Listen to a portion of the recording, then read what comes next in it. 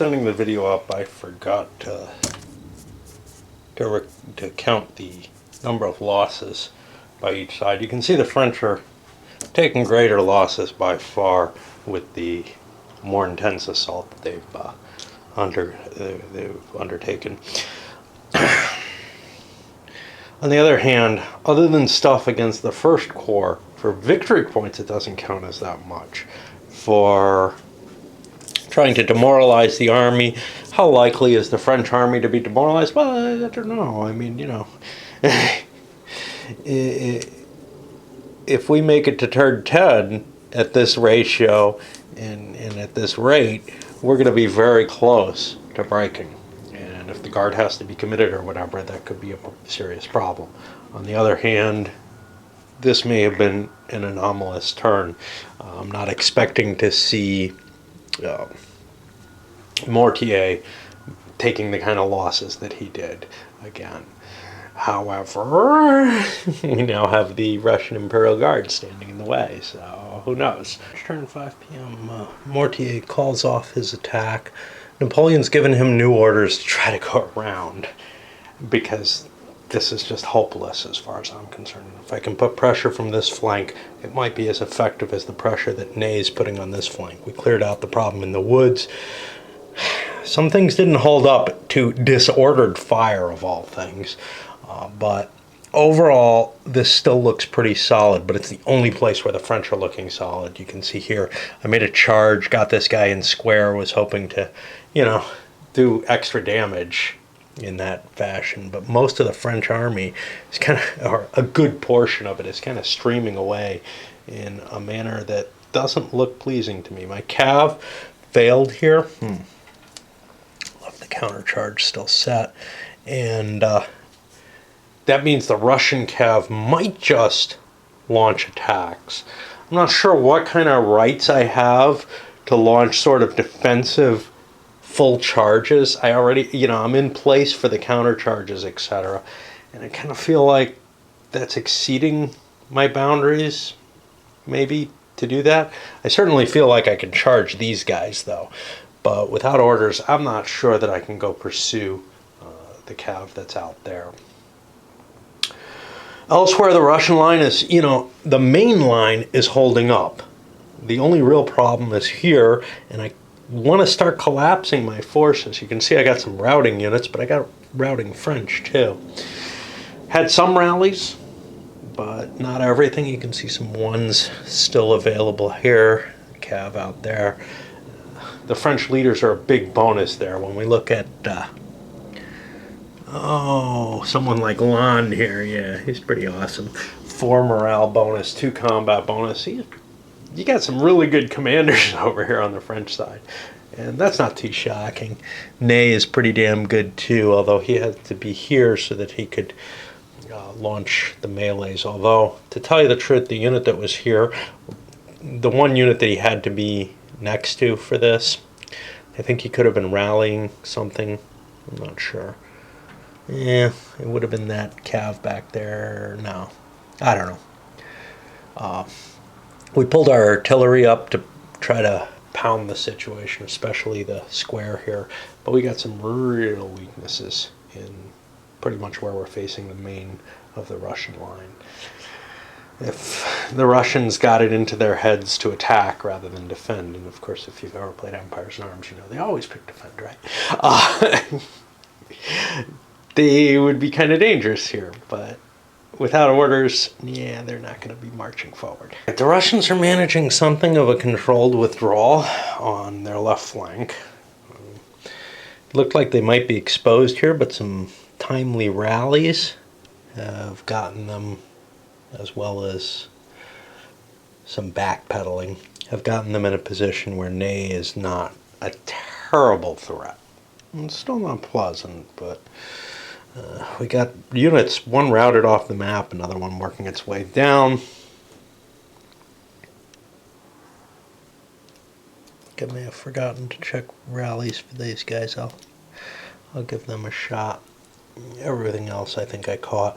Over here we have Sovorov or whatever pulling over to fill in the gap here. Now, if I intended to hold Friedland, I think I could do a pretty good job. Unfortunately, I've given Dr. orders to start pulling back to here. And actually, I kind of would rather hold the line across here. But if things go badly, they'd go very, very badly for the Russians. And that's something I don't really want to see happen.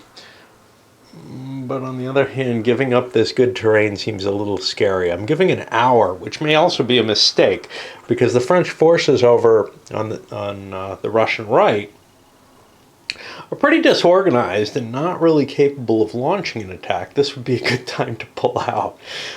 But because I need to send some orders to other people to handle stuff, I feel like I have to kind of give a little bit of a delay because I got to get the guard moving there. And as far as I'm concerned, Bennigsen has to kind of decide that he has to expend some kind of effort to command his own units. I'm not sure what kind of effort, but I'm kind of making that be his one order per turn. So he's got a very limited capability here. He's also running around doing some kind of rallying back here, so that's also in effect. My hope is that I'll be able to repulse whatever attack is going on right now and try to withdraw without being under heavy fire, because this is painful. Although it could have been a lot worse, there's no question. Point-wise, we've got kind of each side taking about 10 points this turn. That includes the Russians routing off the map, though. And we got some French that are going to be routing off next time. A couple of units there, so. Alrighty. French continue to work on collapsing that Russian left front. Some headway's actually made here. One of the guard units got knocked back from the Russians. Here we've got kind of a position where Doctoral's line might actually start being chipped away with. If Mortier were still committed there, that could be a potential problem, but there's still guns up there. And then I'm not counting these deployed guns that are disorganized and can't fire as against the scenario limits, the Russian artillery limits. Doctorow is only allowed to have half his guns firing at any one time. Same with Markov. Yeah, Markov's command is really struggling. Everything on this side is pretty much gone. You can see how easy it is just to roll up those French artillery. They take a shot, they might get hurt, because especially if they're facing infantry as opposed to artillery fire, they take real losses there instead of the halved losses. But then they're capable of firing right back, and that's a pretty potent attack option. But it's not something like the infantry can charge forward a great distance and still attack by converting to column and then converting back to line, or staying in column for a melee, but that's expensive on the fatigue side. And you can see Victor and Ney reached that penalty level already, the ones who are doing the most. And the artillery, it's much slower. You can roll up a couple of hexes. So basically, if the artillery's unlimbered already, it can basically inch forward a hex. If it's limbered, it can move 3 hexes, which is pretty much what's happening here. I'm leapfrogging these guns. And speaking of which, these guys really should at least be limbered so that they can take the next jump forward. Again, I'm faced with the near impossibility of withdrawing in good order from this game. Once you start taking some hits, even just backing out of the hex or whatever, you take so much fire because the opponent's able to put his artillery up in the front or whatever, that it's really tough to disengage. And I'm just watching the Russians disintegrating here as they're trying to pull Markov out of there. I would have been better off holding, to tell you the truth. And, if I disorder, that's great, you know. And I just keep running and try to reform somewhere. Trying to back out of these hexes or turn and move if you want to move more quickly. Just impossible. It's bloody painful. I know Kyle was playing the Vittoria scenario against an opponent, and he tried to do kind of Fabian tactics, pulling back, giving ground. Now, he wasn't playing with the fatigue rules, so trying to hold seemed impossible to him. Attacking seemed impossible to him with the French. So he tried to give ground, and I can only imagine, you know, facing good chance, better units in front of you as you try to disengage. It's just really, really tough. There's not a trick in this game that I know of, like leaving a screening force behind or whatever. You can't even count, if you're right up against the enemy, you can't even count your skirmishers yet because you haven't popped them out yet. I mentioned this during the French turn. Markov took a bullet. He's still going to be, I think it's Markov, he's still going to be active. He's just out for a turn. Or maybe he took a scare or something. The Russians are actually pulling out in fairly good order other than the demolishing that happened here. But, well, what's happening is their rallying is coming out better. I started to build that bridge. That's going to be done in turn 6. I marked that with the number. There's no counter for a bridge. That's a pity. That would be a useful little piece, given that that's a part of the scenario. But I'll just use the pontoon unit itself as the bridge. You can see the losses have equalized at this point. And remember, the French get 1 point per Russian unit they destroy. The Russians get somewhat more than a half a point per French unit they destroy, depending on where they took them from. First Corps over here under Victor is what you really want to be hitting. And it's taken some of those losses, a good number of those losses, actually. And hitting the guard is also valuable.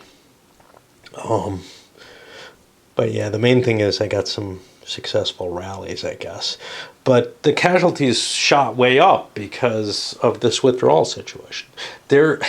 I really feel like this system gives too much of an advantage to the attacker. And the fatigue helps reduce that. Got Victor and Ney. You know, they're going to have to stop their attack at some point soon. And B, it makes it really hard to withdraw. Which again, you know, if the attacker's fatigued and can't keep pressing their attack, withdrawing once might be sufficient at that moment. That's what we got to hope for. Of course, you know, with those successes, maybe I just keep pushing on and keep trying to knock the Russians out. This is a pretty individual situation in the sense that the French really need to gain the ground quickly. They've got only, you know, until nighttime, and they want to prevent the Russians from escaping from the bag, which building another bridge here is going to give me a lot more mobility to get off the board and try to save some of those units. Alright, so we got Nansudi beginning to swing around this way. Otherwise, Napoleon left some orders for the guards, a delayed attack essentially in an hour. Meanwhile, Lon got himself shot trying to charge these guns and ended up without enough, well, without his +2 bonus or whatever. It was going in at bad odds. He took more damage than he thought, etc. We've got the rest of the reserve sitting here trading shots with the Russian guns. Victor's First Corps is trying to clear out this cav here, and they've got a bunch of artillery up there. I mean, it'll get rid of it eventually. There's not much the cav can do. They can charge it if they want.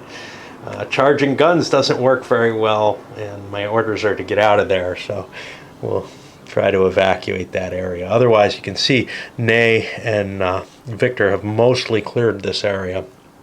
Although Ney had some problems with units flying off, routing away.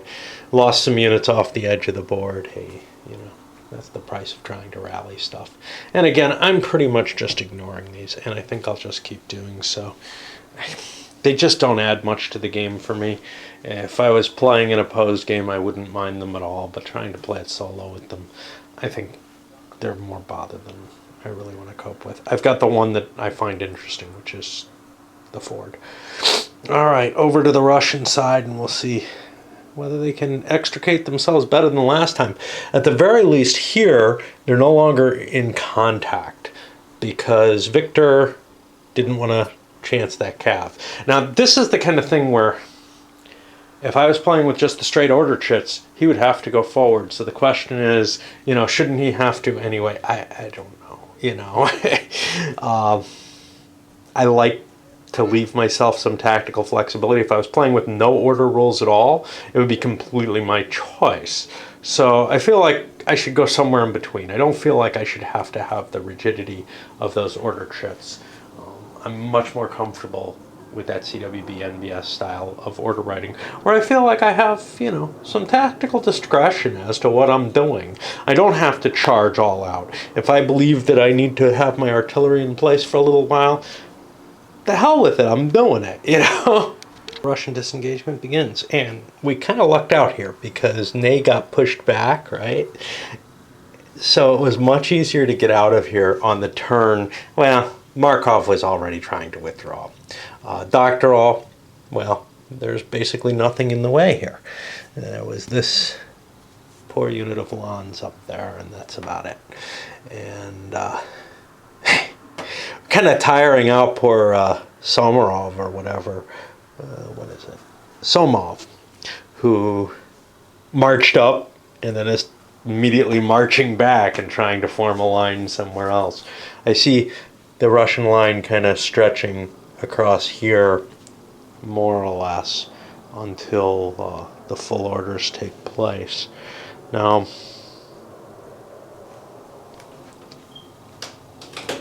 the guard is under somewhat odd orders. I've got them under fall back to screen bridge when Doctoral moves, and I don't feel like I'm taking quite that intense an action. So these are just going to be falling back much more readily. I'm going to try to build a line here and get things across, maybe drop a few units across the Ford here.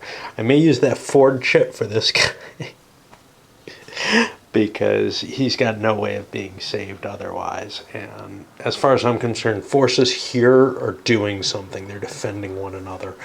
There's a certain structure to that.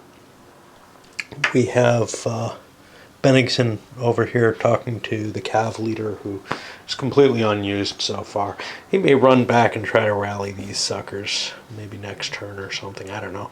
They're going to make so much movement, they're just going to be gone. And that's another.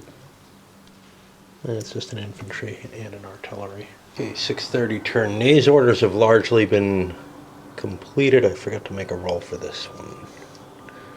He was hiding it. This is rally roll. And he succeeds.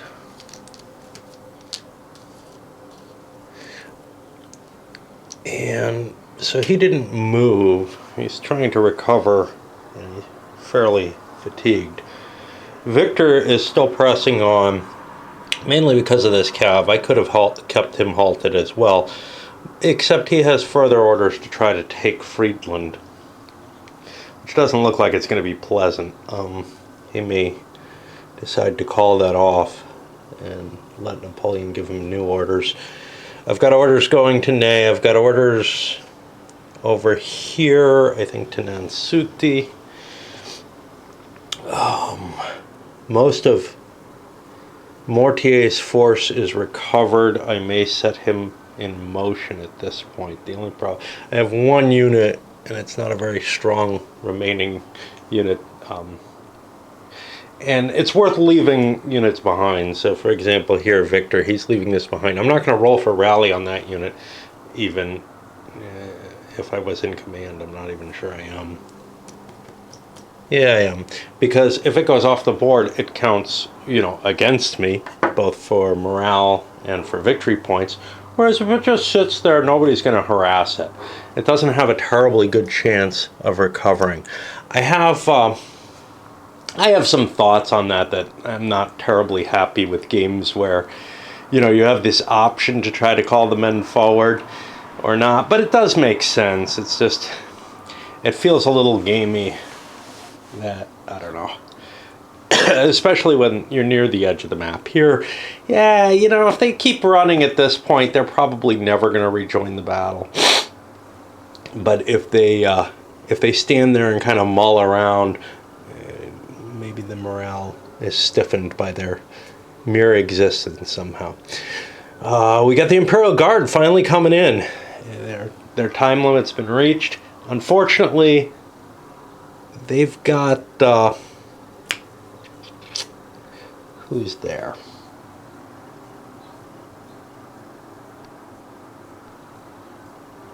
Yeah, that's Lan's forces there. The reserve. Kind of in their way. He should be coming back at some point soon. The Russians were supposed to get their leader back earlier. This is Markov. He's not really terribly useful. I'll just put him with that artillery and figure him out later. He should have actually been on the board last turn, which might have allowed an improvement in recovery. There's a temp leader. I haven't been putting him on the board when somebody's wounded. I just don't find it terribly valuable. I'm not giving them any ratings, and because there are Russian ones but no French ones, I didn't want to worry about it. We have oh no, that's Nansudi. This is Latour or whatever. Heading that way. This is Nansudi's force. Grouchy has his army under control. We should be seeing the French left moving at this point. It's actually the right that I'm having more difficulty with, and why I had to send a couple of orders out. But the problem is I'm on a time limit here, essentially. You know, I've got just 4 more turns for the French after this, and I feel like I should be harassing the Russians, you know, not just letting them withdraw cleanly. I should be trying to cut them down. So I've got to get moving if they're going to try to withdraw from the board. I think a perfectly valid option in this game is, in this particular scenario, is for the Russians to just say, screw it. I'm going to hold my line. It's not bad terrain at all, and the French will take more losses. Now, victory point wise, it doesn't make sense though, because although you'll be holding a better location, you know, I mean, I don't really want to see the Russians get hit here, but on the other hand, I do have to try to extricate them from the position, and that makes it a more interesting battle than most in a lot of ways.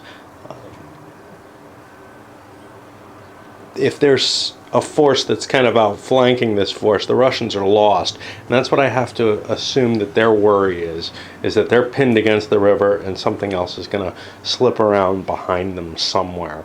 And they've got to get out of here then. All right, so the Russians are pulling back even further. French artillery drove out the one kind of boot plug I had over in Friedland, which was what was preventing, you know, the French from just marching up there. Well, now it looks like Victor, I hope he has orders. Yeah, he has orders to go on to Friedland, so he's just going to come storming in and it's going to fall. That's going to be a heavy hit to Russian morale. I think they take a 10-point loss for that. I'm at 74 right now. There aren't a lot of units that are disordered, though. So I don't think I'm going to come close to breaking. Historically, they did break, and a lot of men drowned trying to get through the fords and such not. Largely because this is a withdrawal turn, the Russians suffered withdrawal fire and then didn't get any reasonable response. They got a little artillery up here. I'm finding it difficult, and this reminds me of fucking minis here. One of the reasons that I never really got into minis, I always talk about, geez, you know, I would get into minis if it weren't for the fact that I like a lot of different eras and everything. But there is actually one other thing with minis, and I feared that this would come with the Labatt system as well, of which I have a grand total of 1 game that I'm waiting to play. But it's really hard to maneuver your units, okay? Even when I'm just trying to leapfrog behind my stuff, and I'm not withdrawing in in the face of the enemy, I have a really tough time getting stuff so that it's aligned and facing all the right directions. There's just too much expense for facing changes, I feel, in the system. And yes, it makes them free. You get 1 free facing change per move as long as you're in good terrain and everything. But when I have to worry that much about it, it becomes a real headache. And I end up with a disordered mess like these Cav here, where, yes, there's a snapshot at time where it is probably like this. But that's not what you end up with overall, I guess. I don't know. It's not really that big a deal here, but where it is a big deal is when you're withdrawing in the face of the enemy and you have to back out of a hex. And basically, I'm able to back out 1 hex because Russian units are not very maneuverable. And it's really costing them a lot. And, it may be real. I'm so used to these games where, I can move where I like, but I've got to fix my facing afterwards. Whereas, which allow a withdrawal very easily. Here, I've got this very painful withdrawal, but those other games sometimes have a restriction, like if you don't want to present your rear, or if you're withdrawing in the face of enemy fire, you just go 1 hex, So it's just as hard, it's just, in terms of the effect and the realism, it's just as difficult to disengage, although this game seems a little bit more difficult, but maybe that's me being clumsy. But I don't have to count out all the movement points and see, oh shit, I could only go 1 hex, So, I don't know. It's just, mechanically, I find it more difficult to deal with a game that emphasizes the maneuver in the detail that this does. It's kind of strange because there's so much else this doesn't emphasize the maneuver in. But obviously the designer liked the Labatt system. He's designer of the month right now over on Board Game Geek. I've seen a couple that I was kind of like, oh, cool. People who haven't been getting a lot of noise about their games. They're not the well-established ones everybody wants to hear about. But yeah, Withdrawal was given that opportunity at this point. If I was more engaged, I might talk to him there. But I can talk to him over on Consim World if I was the conversational type. But yeah, this is much closer to the Labatt feel, or what I assume the Labatt feel would be. I'm actually thinking it's much closer to the Battles of the Age of Reason feel, where you really have to kind of manipulate your units to get them to do. And then you look at it and say, well, gee, once I learn the system well enough, I'm getting pretty much the same results as a somewhat more abstracted system would give in terms of the movement. Anyway, the emphasis here is more on that mini side, the exactitude of your movement, rather than worrying more about some other levels that I'm actually more interested in.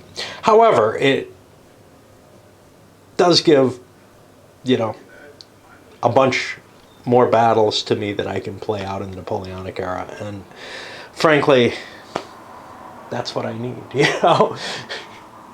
Alrighty. Numbers.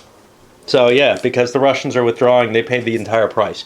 That, to me, it's unreasonable. But again, you see this in every game, right? If you want to withdraw directly from the engagement of the enemy, you're going to take fire as you withdraw at the good range, and then you return fire if possible. And here it's not, because we got the 2 hex range for fire, essentially. If I'd only fallen back 1 hex, I could give skirmisher fire to them. But yeah, so basically I'm not doing anything. So the French march forward, they get shot marching forward. They throw their artillery up in front, whatever, because the distance that the Russians can withdraw is pretty low. And although I've got to leapfrog the artillery to do that. And then the French get basically a round of fire directly at the Russians. Both are getting a good round of fire there. And then the Russians withdraw, so the French get a second round of good fire. And then the French get a good round of second fire. Then the French get their defensive fire, which, if they've put their artillery up in front, as they've been trying to do, is again a fairly decent round. It's at distance, there's skirmishers in the way, whatever. And finally, if the Russians are able to leapfrog their artillery effectively, they get a round of distant fire, but they have less artillery in place.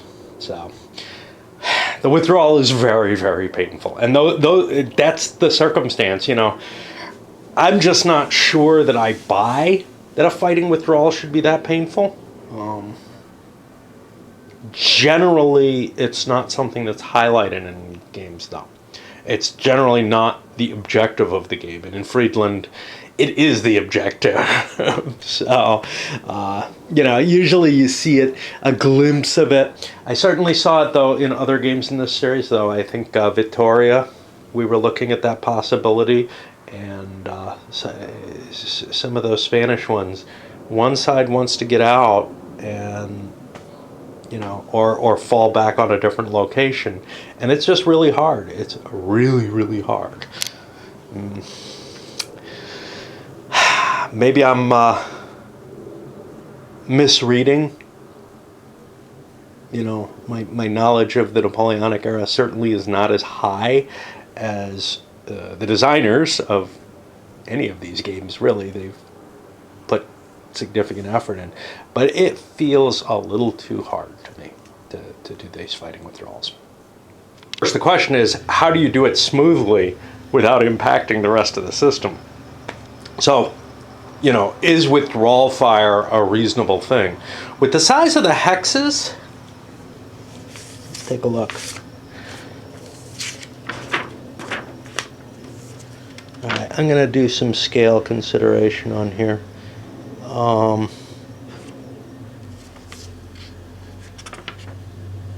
Because that's the basic thing to look at. If the hexes are large enough, then I'm not sure that the fighting withdrawal, I'm not sure that it makes sense to impose this big penalty on the person who's withdrawing. Of course, you can play that both ways, because you say, well, okay, but, you know, they were engaged closely enough to be firing at each other. Surely the attacking, you know, the person who's advancing has an opportunity to unload some fire. But here's the thing. The guy who's withdrawing, especially if it's a very slow forward-facing withdrawal, is probably also getting a fire. And maybe what would be reasonable is to give a withdrawal fire. First of all, there's too much opportunity fire. You get opportunity fire on every movement, you know, out of one of your ranged hexes, which means the artillery gets to fire at you as you're moving back. Is that reasonable? Is that not? I don't know.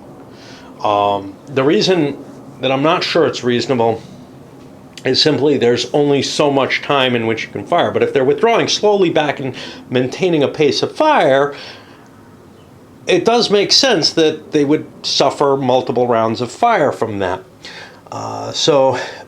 But if many units are sort of crossing the zone of fire, you can generate a lot of shots, and perhaps more, certainly more than the artillery could maintain at a rate of fire at full fire, right?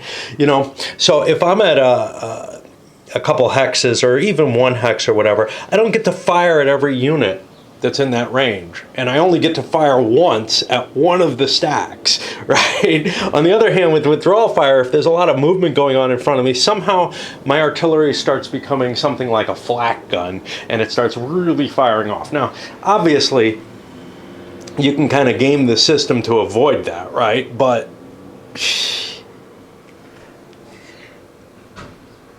It would add a layer of complexity to try to indicate just how many shots you should get, because I should get just as many shots if we're facing each other as I would get if you're moving around in front of me.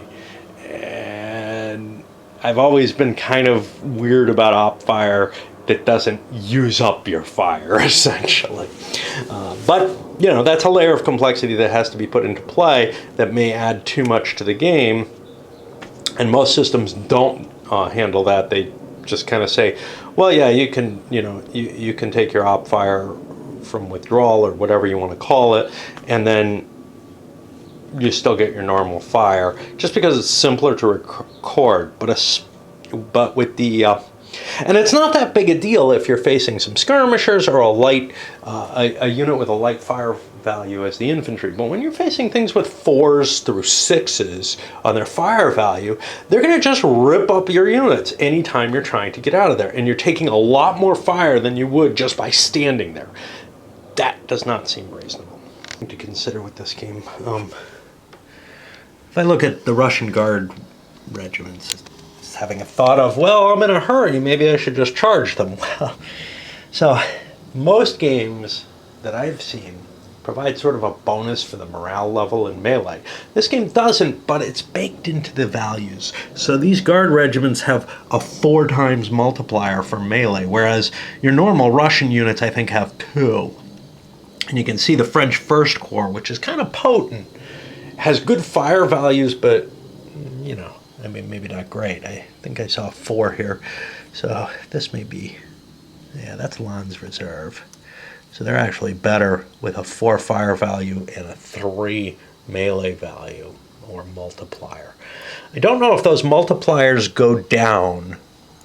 So for example, this unit, I'd like to pick out its prior circumstance and see. This is 51 instead. I think they keep the same melee multiplier throughout. The French Guard is even better though. They have a 5 times multiplier on these grenadiers here. 4. Okay, there might be. These are the Russian grenadiers. The Russian Guard looks pretty homogeneous in terms of value. You get an additional point on that multiplier when you attack in column, but you know, if you're talking about a multiplier of 4 or 5, that additional point added in isn't that big a swing as it is when you're talking about a difference of, like, you know, when you're at the 2 multiplier on both sides. So column actually means less to these guys, and I just don't see easily brushing aside the Russian Imperial Guard. I feel like I have to maybe make my heavier weight hit poor Doctorow here, who, you know, I'm hoping to leave the guard holding the gate, as it were, at the end. But if Friedland falls, that changes the nature of the game, and I'm not sure I see a way that it's not going to fall. There's just not much holding it here. Some cav and some disordered crap. This is just artillery. I can run right over that and capture it, despite the guns. Side of the 7 p.m. turn. The Ney is resting, but he's got orders coming pretty soon. You can see he's still pretty tired, but that's life, right? Victor pushing on. His troops are fatigued, and he had some of them deployed up against the guard here. They got shot and thrown back. Over here he's bombarding into the village. That's, you know, it looks like an impressive thing, and obviously you couldn't hold the village forever with that. But the village provides enough defensive protection that it's a fairly safe place for those Russians, actually. I might just leave them there. They have to make morale checks, but you know what? I've been cheating. I remembered seeing this roll. I'll come back to that in a moment. Because those guys may not be there. Alright. We got the Imperial Guard actually active here. Now Napoleon's Lannes decided, I'm not attacking. I'm going to rest my fatigue. And he's also awaiting new orders. Napoleon's going to give him orders to rush the guns again. Oh, shit. Oh, I don't know. And meanwhile, Mortier coming along here, he's got tons of cav support. He's got 2 full cav corps on his side because there's a Russian cav corps and some extraneous units. And after Grouchy had trouble, we want to make sure that we have the numeric superiority, so we have a fair chance of busting through there. It's still no real guarantee. I mean, if we throw all the cav at once with one big charge, yeah, it should work, but that may not happen. And actually, I had to be careful. There's a Russian cav kicking around somewhere, isn't there? No. I've got the French cav positioned here, but I couldn't move it up to attack this unit very safely. I could have attacked straight on with a charge, but I couldn't attack it safely from a flank or something because there's all this artillery here. And that's really the problem, is there's kind of only one safe place to hit, which is where the Imperial Guard is standing. Still waiting for a French Guard to break. That'll cause problems. I thought I was cheating, and I still am not certain that I'm not. I seem to remember reading somewhere in the old rule book that I've just recently was looking through at one point or another, that a disorganized unit, when another unit enters next to it, it immediately withdraws a couple hexes, which might generate some fire, but I can't find that. I looked both in the old rule book, I looked first in the new rule book thinking, hey, I won't, if I see it here, that's fine. Well, I didn't see it there, so then I became curious and I couldn't find it in the old rule book. So, I don't know. It may be, I looked under the unit formation and I looked under the morale rules. I only skimmed the morale rules because I thought I remembered seeing it in the unit formation rules. Maybe I made it up. Sometimes I dream things up. Anyway, as long as that's not the case, I can just hold this line in the village here. And it's going to be tough for the French to take that space because that's a big unit. That's like, what is it here? The Grenadiers of St. Petersburg. And yeah, they're just Markov's unit. They're not Grenadiers associated with the Guards Grenadier unit. So that's a big and potent unit. Number 31, which was not printed that on the counter, and then when I tried to doctor the counter, it started looking like a 37. Ooh, except that says Moscow. Oh. Wait, maybe I got the wrong unit. Yeah, no, that's actually an 18. Oh, no. 31 was a different one. Yeah, 18's the Grenadiers. Fairly big. I don't know where the Moscow unit is. I don't know. I hope I got the right unit where I got it. But anyway, it's something I had to doctor that looks like a 31. It clearly was not that one. Or it looks like a 37. Anyhow, I'm trying to figure out where the Russians are heading right now. These guys just got orders on their own initiative to skedaddle off the map, but again, I got that one turn delay whenever I remember to implement it. Got a few orders out, channeling through the wingnut. Got a couple of units that are going to have withdrawal orders. I also have, who the hell? This is Doctorov way back here. He's got semi-withdrawal orders to pull back to the pontoon bridge, basically. The guards are going to be protecting this bridge. He's going to pull back to the pontoon, and they're going to cover the other units pulling off. And then I can try to extricate them as well. Meanwhile, Markov has held his position. Fire was ineffectual. And we should start seeing units come off. Point-wise, French took another couple casualties. Russians, big casualty losses. Now, this is not just from the withdrawal pain. Some of this is there were a couple of routing units back here, a couple big units that went. On the same side, though, I've got some Russian units. Yeah, I'm just basically ignoring these suckers.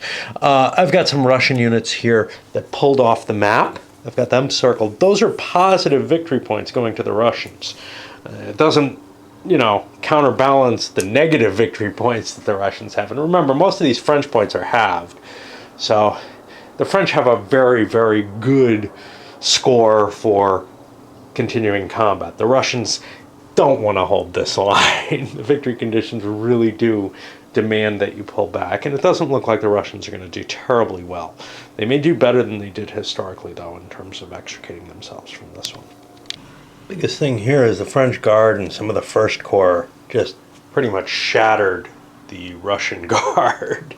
And a little bit of doctoral that's over there. They smashed into a square that got forced into position. Squares aren't bad at melee, but they're halved, so that's not terribly good. Not against cav, but against infantry. They're weakened. Some guns left here. Basically, the Russian line, including the Guard, has just been so weakened that hitting it with the French Guard, which has good fire and melee values, and some of the First Corps here, has really kind of driven them hard. Question, of course, is can the Russians kind of squeak out through this mess here? My bridges are both behind that mess. My orders are to try to get across, but it's really hard to get across the ford. It basically clogs up and one unit per turn can go through. So it's beginning to look like the route that it actually was. Up here, I did not charge into battle for the simple fact that my odds looked like crap. Even with a leader up there, this is a big, like I said, it's a big unit in there, and it's not reduced for melee value, whereas the attackers are reduced. So we're not getting that bonus of the 10 points there. There's a lot of disordered Russian units, though, and I don't know if there's enough to push it over this, but we'll see. The Russians get the amazing thing and break the French Guard right here in front of these guns. It's not the whole Guard. It's just they fell back. They're not really broken. They're disorganized, right? But it was enough to repulse them, and that's enough to cause a 10-point hit to the army morale, which is a pretty big deal. Not much else happened. We have... I don't know, there's a big delay on Uvarov, the cav here, and he's not going to get to operate next turn, and he won't, he accepts the order the turn after next, I think it is. So yeah, it's not a huge delay, but it's more of one than I'm used to seeing. The ratings in this game are weird. Commanders are less likely to actually take orders that are written for them and more likely to succeed at an initiative, which isn't a free ride. So for example, in the CWB NBS stuff, you take initiative and you got a chance of running off and doing something cockeyed. There's nothing like that here, but anytime you make an initiative roll, whether you succeed or fail, you're going to take a morale hit for the next turn. And if you fail, it's like a 2-point morale hit, which means you're not really even good at following your current orders. The routing is definitely causing me problems, but we got some rallying. Some of our guards are back into place. This hole here is not pleasant because that's cutting us off from the bridge, the pontoon bridge that we built. And if we have to fight our way through with Doktorov and Somov and all that, it might be a serious problem. So the fact that the Russians are withdrawing makes it much, much easier for Elan to come slashing in again. And, well, this is kind of problematic. This ditch is causing a real problem for this huge cav concentration I have, because I'm going to start crossing and boom, boom, I start getting countercharged immediately. So that's kind of worrisome. I'm not quite sure how to handle that. There's some really nasty terrain here that the French have to cope with. We should be, that's the end of the 7:30 turn, so we should be able to get this rest of this on one video, I think. Okay, so here is we're opening up the 8 p.m. turn. Wow. We have Nansudi. Grouchy was able to slip in through the back, but Nansudi is coming around and trying to cross the gully here. He's getting countercharged by 2 of these light, or 3 light Russian cav. Now, nothing else was in range. The lights are kind of impressive because they had the 2x range. This is heavy cav coming across, but it's not charging or anything. It's going to be a 3-2. Nansudi's a better leader than Uvor, or whatever. So we're actually at -1, but this could be pretty big actually, as to how easily Mortier can get across. Oh, the Russians do not roll well, and let's see, 3-2. Both are going to take a loss. The Russians are going to make morale checks, and pretty much the whole French line comes forward. We've got 4th Cornet coming in.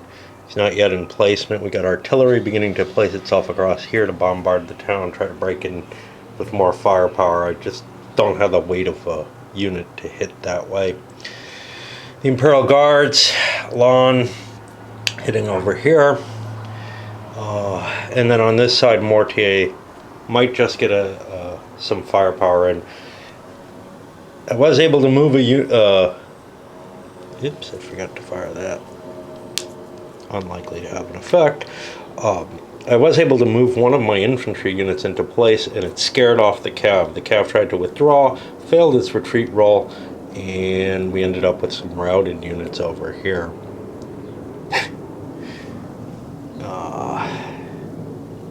But most of the French fire was ineffective. The Russian fire was fairly effective. They actually busted a hole here, which means they're going to get a flank shot next turn if they hold. There aren't a lot of turns to get off the map, just 2 turns. So I've got to kind of judge what I may or may not be able to withdraw with. If I can start moving now with Doctoral or the Guard, they'd get off, but their orders don't allow it. I think I was too slow in promulgating that withdrawal overall, and the orders that I have are to, you know, let people out, which seems correct, but it's got a real problem, and plus all the disorganized and routed units are a problem, but it's got a real problem in terms of the actual scenario victory conditions. I'd be better off for the scenario victory conditions if I just pulled the Guard and Doctoral out and left these units to be butchered. Whereas I think the reality is, when night falls, I'm probably going to be able to slide those units out. I think this is one where there's probably, you know, fighting is probably going on, I'm not sure, into dark, but close to dark. Probably into a little bit of dark. And it might well have continued if it wasn't for the fact that the Russians were pretty much destroyed by that point. Charges being far more powerful than charges, in the sense that you can hit somebody while they're moving and not charging, say crossing this. The Russians don't really want to try to attack to push the more limited number of French cav out of the way. Actually, it's not all that limited. They're about equivalent, but it's more limited than what they're bringing into play eventually. Simply because they're going to get countercharged if they charge. Whereas if they sit here, they more or less have an opportunity to countercharge themselves. Especially if I pull back. Of course, they're going to be taking fire from these damn skirmishers, which is a bit of a problem. But I really don't think I want to shoot my cav off at this point. I'm not sure. Even though I've played several games of this system, I still really haven't gotten a feel for how effective the cav is, but I know that I've gotten slapped in the face a couple of times trying to do crap like that. And I've gotten a lot more cautious about throwing my cav in on a charge.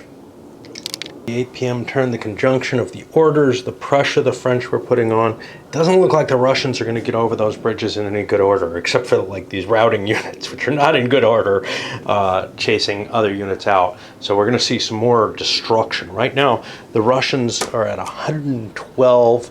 There's 10 more disordered units, so they're like 8 points away from going over the edge. Next turn, I think they're going to break just because of the routed units crossing the river. I decided to put the ford here.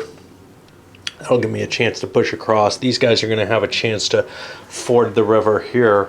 But for the most part, the Russians aren't going to be getting any more units off the board. And on the other hand, the French are going to not really be able to pressure the Russians terribly much. It's like it's going to be nightfall and we're going to say, yeah, well, we assess it at this point and we don't really know what happened to these Russians who are across the river. My guess is they probably slip away, but they're not counted as slipping away. Nothing good.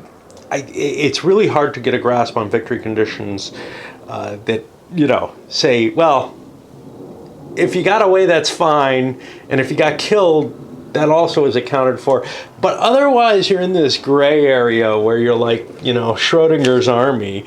Maybe you exist, maybe you don't. We don't know, but we're not going to count you against anyone, you know.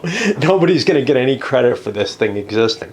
That just makes no sense to me. So, you know, looking at the situation, I'd say the Russians are either pinned against here and they're going to continue to be pressed, or they're going to make it across. Which one is it? Each individual unit kind of has one of those solutions comes to mind, and if the French stop their attack, yeah, the Russians are going to march off and leave during the night. If the French can continue the attack, well, why aren't we playing that? I don't know. French charges, including Guard Cav, pop that Russian unit out of there. We're advancing otherwise, some skirmishers engaging some of this heavier Cav here that can't directly countercharge at range 2. So otherwise we sent some units routing across the bridge here. I think a couple of units drowned in the river. I had a disorder where I couldn't find anywhere to go, and so they jumped in the water and died. Not a lot, but you know, a few hundred men. So that's something there. Otherwise, not a lot of advance here. Friedland itself has not yet been budged. And Markov's still sitting in there. He's got orders to get out, doesn't he? Yeah, theoretically. Oh no, that's his withdrawal orders. Yeah, he's never received his orders to leave the board. I think I was supposed to write them down last turn. No, that's it. We're off. I don't know what I did. But I may give the Russians the benefit of the doubt and let them march at least these Cav off the board immediately. Most of the rest of their stuff is not going to make it. You know, we're going to be holding this little tip here near Friedland, and we're going to be holding this area near the ford, and unable to really cross. A couple of units will get across the ford, sure, but this is pretty much over. It's really just a question of, can the Russians cause a couple more casualties? Can the French cause a couple casualties to the Russians while they're standing there? And we'll see how that, you know, affects the final victory count. I don't think enough Russian units have withdrawn to save the day for them, for whatever that means. Final Russian turn is almost unimportant. Essentially, I just stood and fired back and forth because there's almost nowhere where movement was safer than just standing for a turn. So as night falls, we don't actually, I haven't figured the points yet. I'll do that at the end of the game. But there were some routing units off the board. Not all of them, but some of them went off. So there's a pretty good chance that the Russians broke. I'll come back and let you know if that's worth any points. I don't think it is. I think the only bonus points are for Friedland, and then otherwise it's just casualties. But, well, we can see. Victory is somewhere.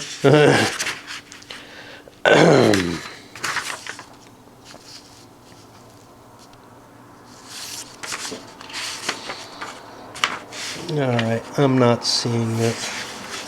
I know I've told you what it is already, but... here we go. So, steps, leaders... and...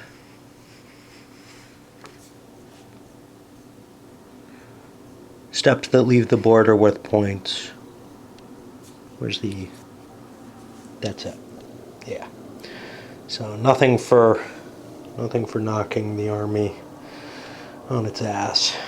When I counted up, total Russian losses were 142 step points, which means they're broken even without counting routed units.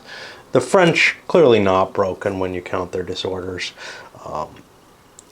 I get to subtract 17 points off the Russian total. Those are units that I withdrew early. They get to set up a further defensive barrier or something, form the nucleus of the army as it falls back, whatever. And then, you know, as far as that's stuff that's not going to have a hard time getting home, I guess. I don't know. And as far as the French, they pay an additional 17. So they had 99 points of losses. I have that to 50.5. They get an extra 17, which is from First Corps and Guard Corps losses. It's possible there were more. Well, no. Latour Marburg is, I'm not sure if he's part of the First Corps or just he's his own little semi-corps. I would guess he's his own little semi-corps rather than considered as a part of the First Corps. But it's hard to tell because the way this line is drawn as opposed to this line, it's just hard to tell what they're trying to designate as what is a corps and what isn't. Either way, I didn't have any losses on those units, so no big deal. That gives me a difference of about a little under 60 points, which is a decisive victory. And I believe that's right about on par, a difference of 65 points historically. So, one of the things that I feel with this game is sometimes I maybe it's a matter of me just, you know, never quite fitting the patterns correctly, but sometimes I feel like I'm having to fudge things and not entirely sure of what the effect of my fudging is, as it were. There's other times where there's elements in the mechanical application of the rules that I feel I'm likely to be making errors in.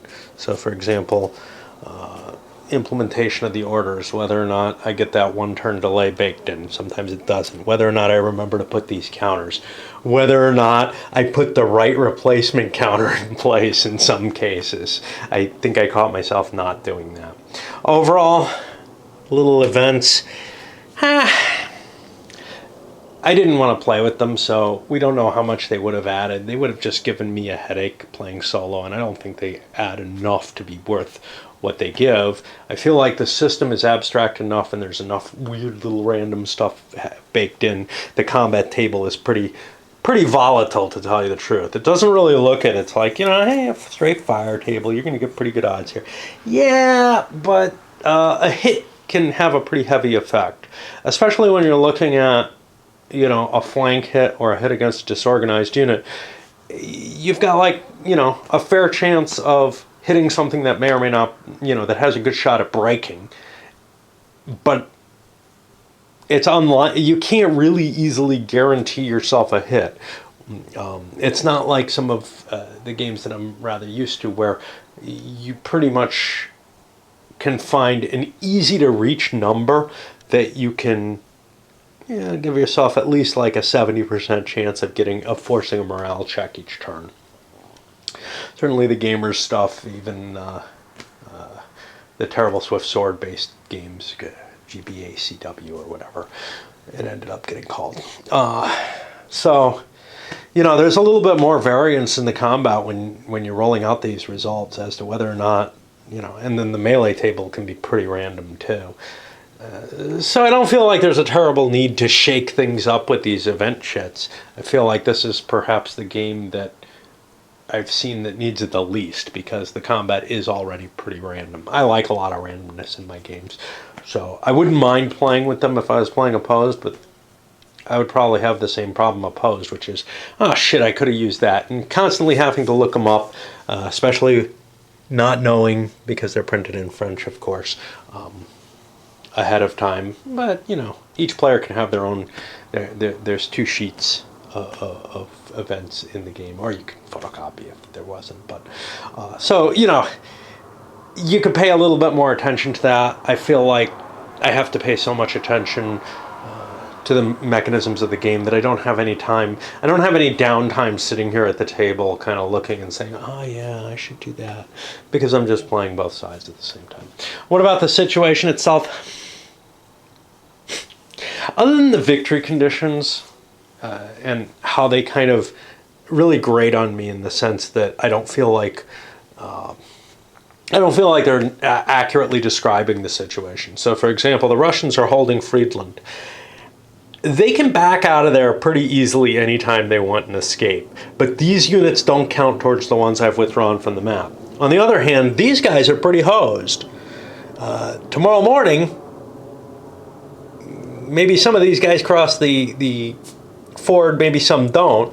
Whereas these disordered and routed units, well, they're a mixed bag. I mean, the routed units are, if anything, in worse shape than the routed units that left the board, right? Especially if they're back here. So it just feels like there's a lot of factors baked into the point system that, who cares, you know?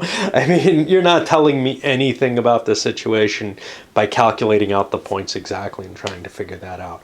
The real question comes down to, how many Russian troops do I have trapped that aren't going to get away? Say it's nighttime and we're done fighting. Well, these guys are going to back away pretty easily.